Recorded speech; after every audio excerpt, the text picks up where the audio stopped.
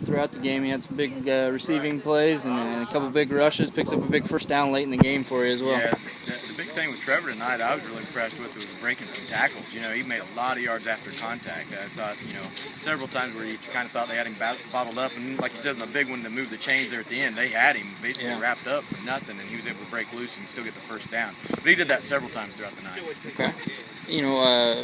28 points at halftime for you guys.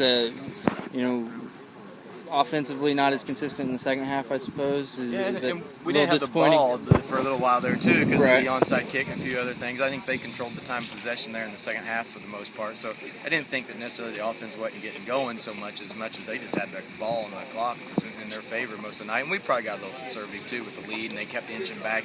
So that probably had a little bit to do with it. So you guys finished with 5-4 overall, right? Yeah, winning regular season for us. Right.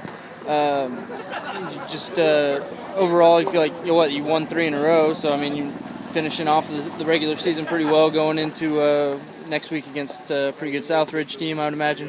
Yeah, they're really solid. They're 6-2. Their 2 losses came to Heritage Hills and Jasper, who we know are very good football programs. So they're real solid this year, and we'll have our hands full for sure. But they do got to make the trip up to our place. But we went through a rough patch in the middle of the year with the WIC is pretty solid this year. Had Edgewood, Northview, and Owen Valley 3 in a row there to start off the WIC, and that was a meat grinder for us. And we came out of that and was able to win these last 3, so it's a positive for us moving forward. What's been some of the other bright spots? McGill, Cameron Marks is a senior and played a lot of good defense for you, and carried the ball. Just tell me about some of the other guys that played well throughout the year. Yeah, Cam was another one that made a lot of runs tonight with some yards after catch as well. But yeah, he plays both sides of the ball, and he's their middle linebacker. And he's not a very big kid, but man, he flies around, he hits people.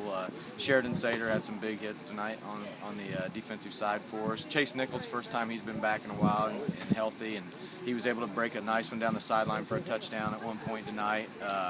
And Mason Dean ran the ball hard a few times for us. So having a few extra guys besides just Trevor is the main guy. And Spurlock wasn't a guy we targeted a whole lot tonight, but throughout the year he's been our #1 receiver, and we're sure going to need him come next week. Okay.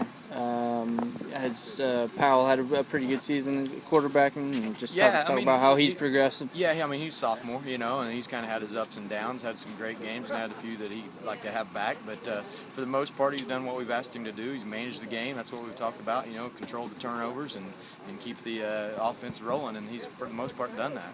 Okay. More as far as defending West Vigo, Voil's obviously a great athlete, as good as it gets in the conference, maybe. And how'd you match up with him? And he was still able to make some big plays on you. Yeah, I mean, there was a couple of times where he just flat out made plays. There's a couple of times where I thought we were kind of too far off of him. We were wanting to match up with him. And we even put Trevor, we said, hey, here's our best athlete, we'll put it on your best athlete. Just matched him up, man.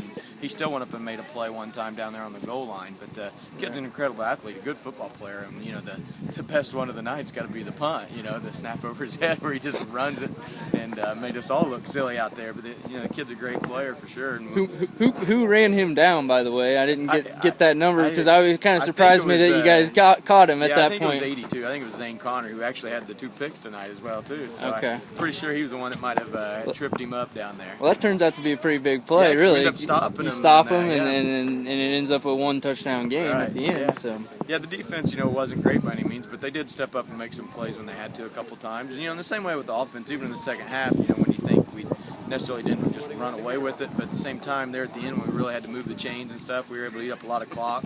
It'd been nice to get the first down at the end of the game and just be game over, but still we were able to change field position and eat up a ton of clock and make them use all their timeouts. All right, Trent Olson, you guys are at home against Southridge or next week? Home against the Red Raiders next week. All right, thanks a lot.